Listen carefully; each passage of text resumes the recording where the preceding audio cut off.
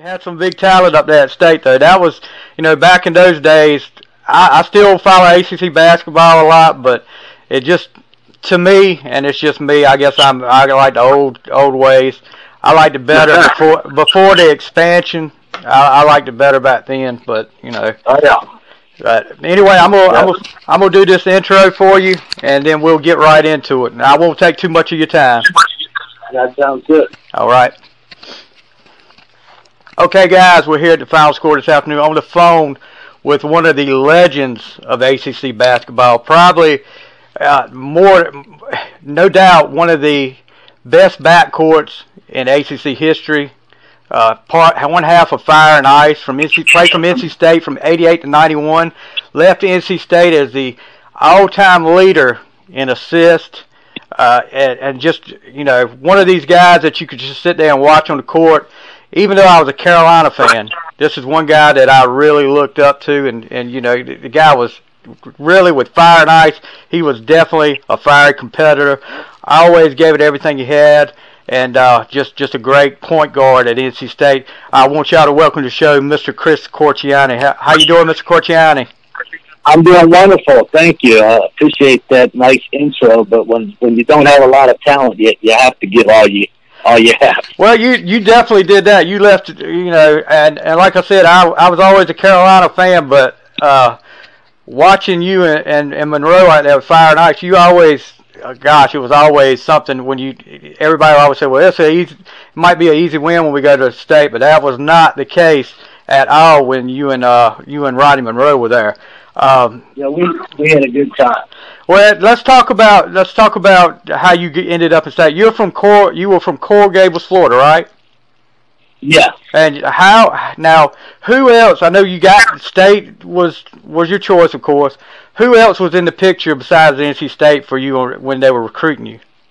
Yeah, back then you were allowed 5 visits, and being from Miami, I went to University of Florida, Florida State. And I knew they wanted to play in the ACC, so my final 3 were Duke, Virginia, and NC State. Okay, so no Carolina in there, huh? No, they had King Rice. Back then, King Rice was the #1 point guard coming out of high school, and he committed early to Carolina.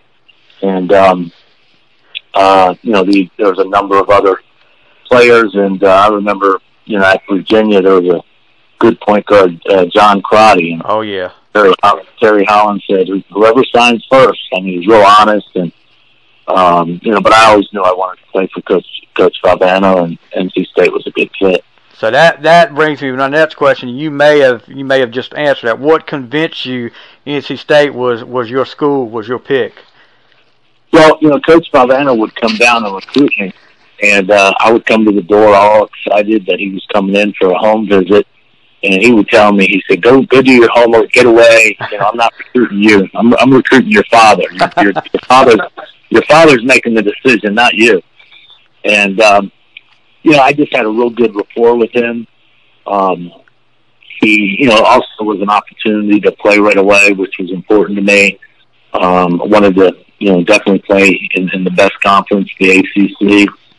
And, sometimes you make choices that work out. Sometimes you make choices that don't. But this was one that was a perfect fit for me to be able to play as a freshman and, play 4 years and be competitive, play in the greatest arenas against the greatest players. It was just a really fun 4-year experience. Yeah. Now, how was it playing for Coach Valvano? I mean, he's a legendary coach. And I've said it, I'm a Carolina fan, but Valvano was always one of my favorite coaches, just because of the way he was on the sidelines, the way he talked. He'd carry on, but he was intense. He seemed like he was real intense. Yeah, the thing that I guess when you think of Coach B, you think of how much charisma he had and what a great entertainer. But he was much more than that. He was the best game coach that I was ever around. He would always tell us. If we were playing Duke or Carolina or some of the other great schools, he would say, "Listen, you guys keep it close. You keep it close, and I'll win the game in the last 4 minutes." And he believed that.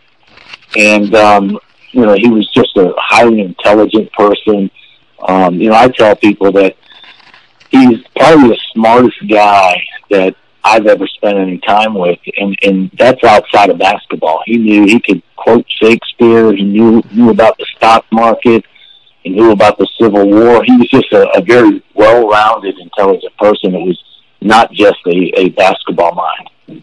Yeah, well, to listen to people talk about his strategy against Houston in that national championship game, a lot of people hadn't used the strategy to foul, bad free throw shooters till that came in, and that ended up working for him. So yeah, he was a good strategist. And he could pull off some stuff, that's for sure. So yeah, your first year, you go 24-7, 10-4 in the ACC, and you end up sweeping Duke. And I mean, Duke had hit their rise. They, with Krzyzewski, he had guys coming there, but y'all go down to Cameron and beat number 4 Duke 77-74. What was it like getting to win? Your first trip to Cameron and getting to win down there at Cameron? Yeah, I'll tell you, it was special. But, the thing that is a little different, I didn't grow up in this area, so right. I didn't really understand the rivalries between Carolina and State and Duke and State, and I'd never been to Cameron. We would get one game on TV a whole week. So when I first walked in there, it was, first time I'd been there, really nuts, and the crowd was going crazy. And it was one of those games, again, where Coach D said, keep it close, and I'll win it for you. And it was just a tremendous back-and-forth game. And, I can remember getting on the bus and going back to Raleigh, and it was just total elation. And, just one of those memorable games you don't forget. Yeah, and you talk about not being from around here. When and the rivalries like with Carolina and with Duke, when did it finally hit you, when that okay, this is a big thing here? I know y'all had played at Carolina, or Carolina came to Reynolds earlier in the year. Was it then that you realized what a big rivalry this was? Well, it was really just being around the fans and the people and the student body. At first I thought these people were crazy. I was like, what's the big deal? Down in Florida, it's a football state. And, right. That back in the 80s and 90s, there was the University of Miami and Florida and Florida State. They were always in the top 10, and didn't really have the basketball programs down in Florida at that time. But just the whole atmosphere around the Triangle in particular, that they just love it. The fans grew up watching it, and there's a deep love or a deep hatred for the teams that they pull against. Definitely. I mean, there's still that to this day. But okay, you played at Cameron. You talked about how nuts that was there. It's a hard place to play. What was the toughest place to play besides Cameron that you went to? Well, I tell you, the University of Maryland was a tough place because their fans were really nasty and mean, and going to Cameron was fun. It was exciting, and they would do all their shenanigans. But that was a fun place, and going over to the Dean Dome was always special. And both Duke and Carolina had such great teams that you wanted to play them, and you got up for them. But Maryland was tough. Obviously, Duke and Carolina, were never easy. More so just because all the talent they had on the floor. Oh, definitely. That was, and you swept Maryland. You got, for a young team like y'all. I mean, you had Chucky Brown, you had yourself, you had Rodney Monroe. I mean, but y'all had some talent there, and y'all end up finishing 10-4, second in the ACC. So I mean, Charles Shackelford was there, Del Negro, Brian Howard. I mean, you definitely had some talent there. So you go to your next year, your sophomore year, and you guys really, I mean, you finished 22-9, but you win the ACC regular season title. I mean, that had to be a great feeling there, because you got Duke and Carolina there in the top 10, and you guys sneak up. I don't think anybody really expected y'all to get over them, but you guys sneak up and win the regular season. Yeah, that year we had a very talented team that really kind of came together. But it's difficult. Every game in the ACC back then, there was 8 teams in the conference. You just go out and compete, and whether it was Duke or Carolina or maybe a lesser team like Clemson, every game is difficult. There were no nights that you could just walk in and expect to win, and that was the beauty of the conference. Now, I'm an old timer, and I really like when it was 8 teams, and I really got to know the players, and the players stayed around for 4 years, and but every game was difficult, and we just had one of those years that we were able to win a lot of games that were close, and we were very fortunate to win the conference. Yeah, I'm like you. I'm an old timer. I liked it when it was 8 teams. You played at their place and your place, and then the ACC tournament started at 12 o'clock on Friday, because whenever I was in school, I was always leaving at lunch so I could go, or either I was near a radio where I could listen to the ACC tournament. I just liked it a whole lot better then. Nothing against what's out there now, but that's just what I like better. Yeah, well, I think what's out there now is good. It's made the most sense, especially from a financial standpoint. But like you mentioned, I used to say it was the greatest show on earth, the ACC tournament, when it started Friday, Saturday, Sunday. There was just so much excitement. And you really kind of couldn't wait to get there. It was just a tremendous atmosphere. And, unfortunately, that's been watered down a little bit by geography and also the number of teams in the conference. Having an ACC tournament up in Brooklyn or having one down in St. Pete, it's just not the same as having it in Greensboro or Charlotte. Yeah, I mean, I'm like we talked about, old school, and I know it's probably what's best for business. So many sports are doing what's best for business now, but ACC tournament I always think should be in either Greensboro, Charlotte, or maybe even South Carolina, something like that. But that's just me, and I know you got to do what's best for business, but that's just me. Yep. So you got a young guy that comes in, and he's a freshman this year in your sophomore year, Tom Gugliotta. What was your initial thoughts about Gugliotta? He came in very frail. He's he's a talented player, but just wasn't ready. And his freshman year, he doesn't play a whole lot. Sophomore year, he starts contributing, but he was one of those guys. He was the hardest worker that I was ever around. Tom and I were roommates, and he really spent a lot of time in the weight room, and he worked extremely hard. And I think the weights putting on that kind of structure to his body just gave him a lot of confidence, and you could just see him getting better and better. And really wasn't called on to do a whole lot until maybe his sophomore year. And, then his junior year, he really blossomed, and obviously, his senior year, he was really special. Yeah, I had 2 guys that I went to school with that lived right next to you guys, and is that right? Yeah, because I remember when they moved in there, and they were like, you never guess who we're living next to. And when they said, well, I don't know how they may have caused y'all some trouble there too. But okay, let's talk about the Carolina rivalry. What kind of stories you got from that? I mean, I know State and Carolina. Everybody talks about Duke and Carolina now, but back then State and Carolina, Duke and Carolina were starting to get to the big rivalry. State and Carolina were that big rivalry back then. Well, there's no question, and I'll tell you, we haven't done a good job recently holding up our end of the bargain. In order for it to be a rivalry, right? You've got to hold up your end, and we haven't done a great job. Now we're starting to get back in that mix. But back then, the Carolina State game was just that was the one that you circled on your calendar, and you couldn't wait to play. But the funny thing about that is we were good friends with all the guys on the team, King Rice and Pete Chilcutt, J.R. Reed, Steve. They would come to Raleigh. We'd go to Chapel Hill. We'd hang out with them. But for the 40 minutes on the court, we didn't like them and they didn't like us. But off the court, we were cool with all those guys.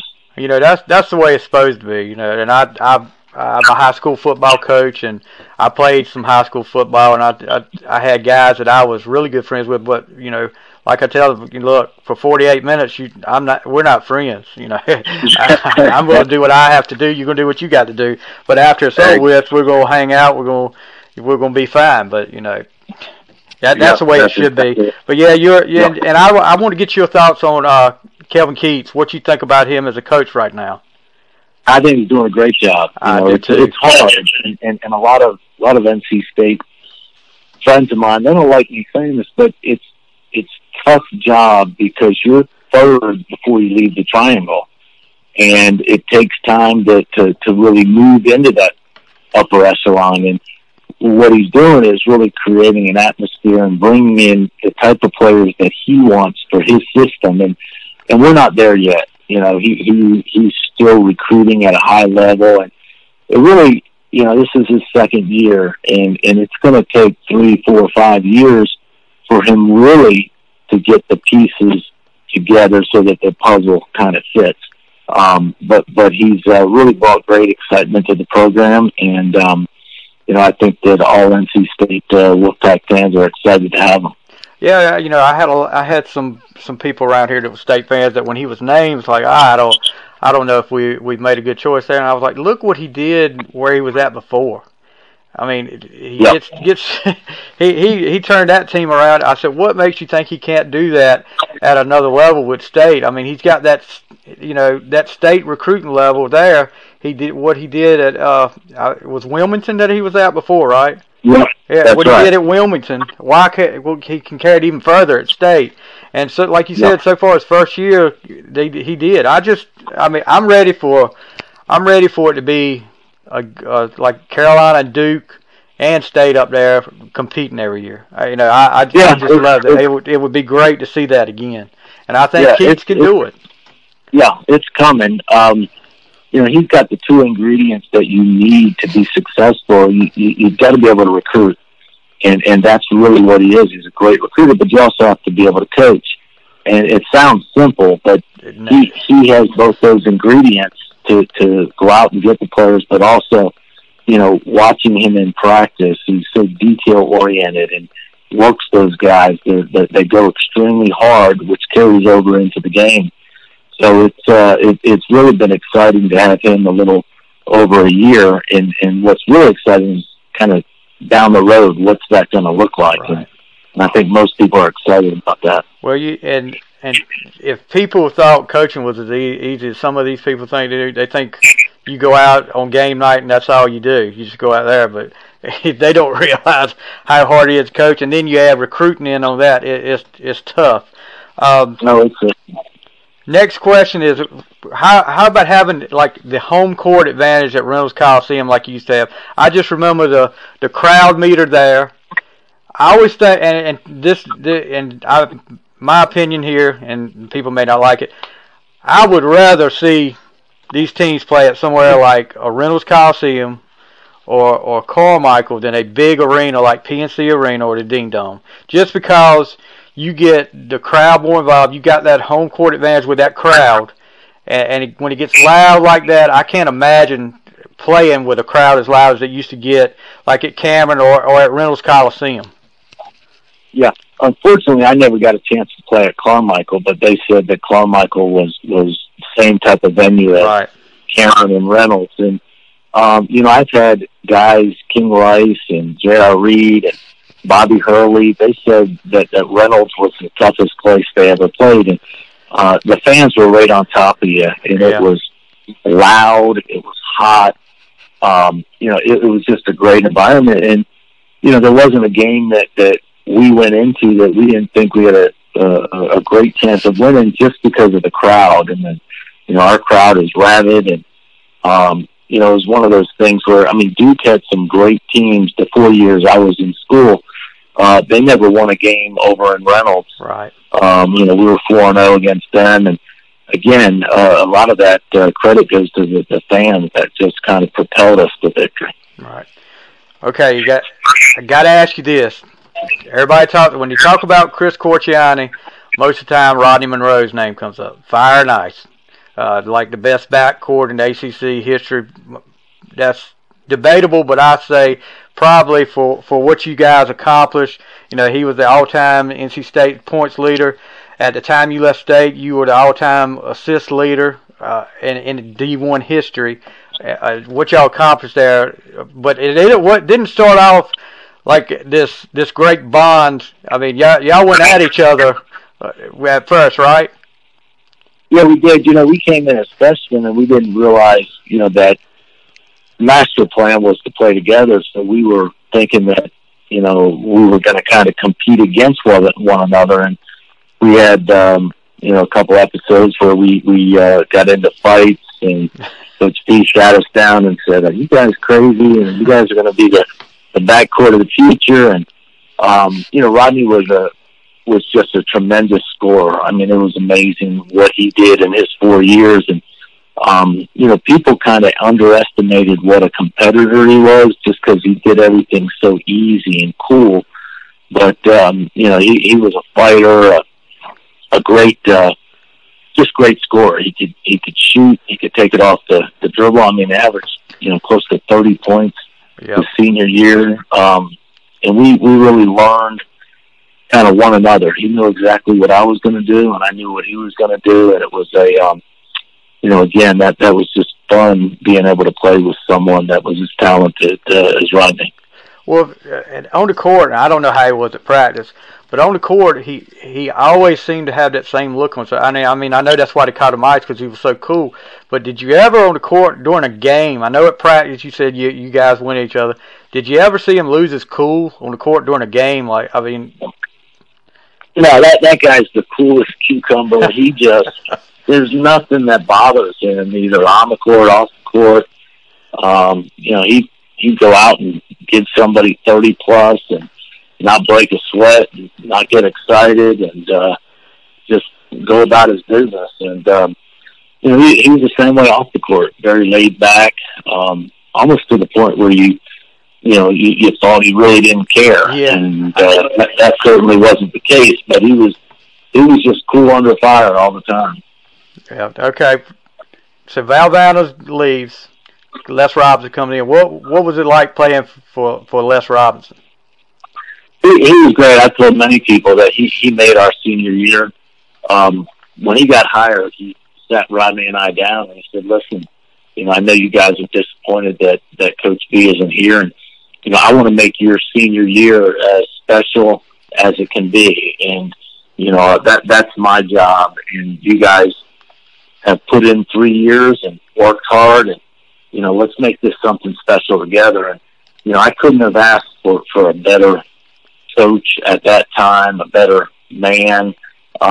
Just a tremendous experience. It's hard for a coach when he comes in and replaces a coach that was loved by the players, and he just had the right personality to put it all together. He was always be a special person in my life. Yeah, I mean, I can't imagine the pressure.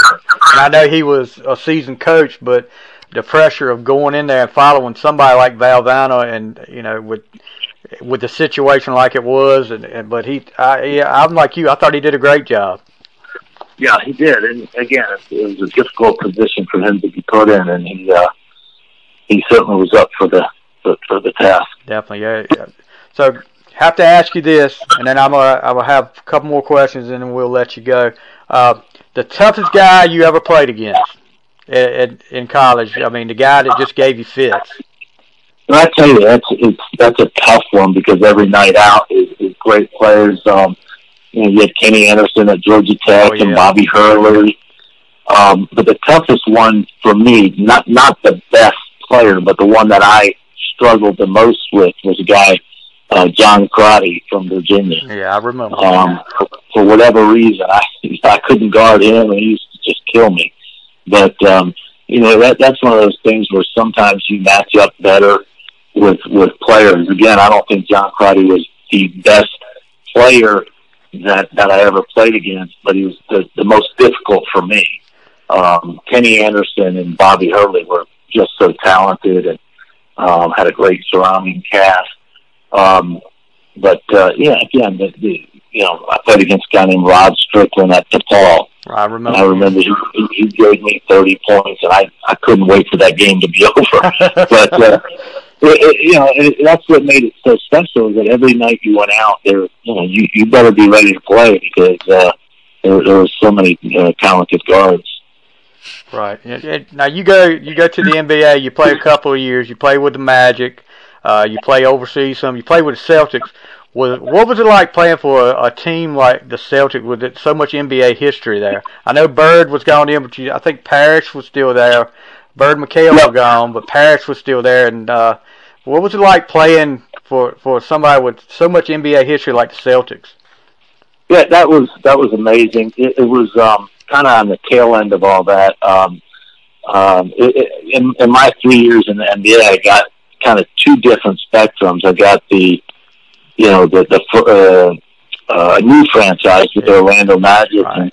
And the first year we were terrible, and the second year Shaquille O'Neal came on, and we became a much better team, and there was a lot of excitement with that. And then when I went to Boston my third year, they had the history, but Bird and McHale had just left, and we only won 20-some games, and it was the last year at the Boston Garden, so it was kind of a transition period for that organization. But being able to put on a Celtic jersey and play that year was, something that I'll cherish forever because it's one of the storied organizations in all professional sports. Well, before I let you go, what are you doing now? I know you've got some finance business. Is that what it is? Yeah, I'm in the mortgage business with Cornerstone Home Lending, and I also have a title insurance company called Tryon Title. And then I own a gas station here in Raleigh. So between those three, that keeps me pretty busy and sure. chasing around my 4 kids. And you had a kid. You had your son played at State for a while, right? Yeah, I had one. He graduated. Now he's in Charlotte working for me in the title business. And I've got another one that played at the University of South Carolina. Wow. Actually went to the Final Four a couple years back. Right. And then I have a daughter that's a freshman at the University of Alabama. Since I write that check, I claim that team. So I've got a winner to go for. And then my youngest is a freshman in high school here in Raleigh. Okay. Well, like I said, it's a great honor to be. I mean, you were definitely, like I said, I'm a Carolina fan, but you were one of my heroes. Playing at high school, I always tried to be the playmaker like Corchiani. Unfortunately, I failed miserably. But yeah, and I thank you so much for taking the time out of your busy schedule to do this for us today. And like I said, thank you so much for taking the time to do this interview today. Yeah, no, Steve, I appreciate it. I was blessed to have those 4 years, and I still love ACC basketball, and I really appreciate you having me on. All right. Thank you again. That guy's Chris Corchiani. Have a good day, Mr. Corchiani.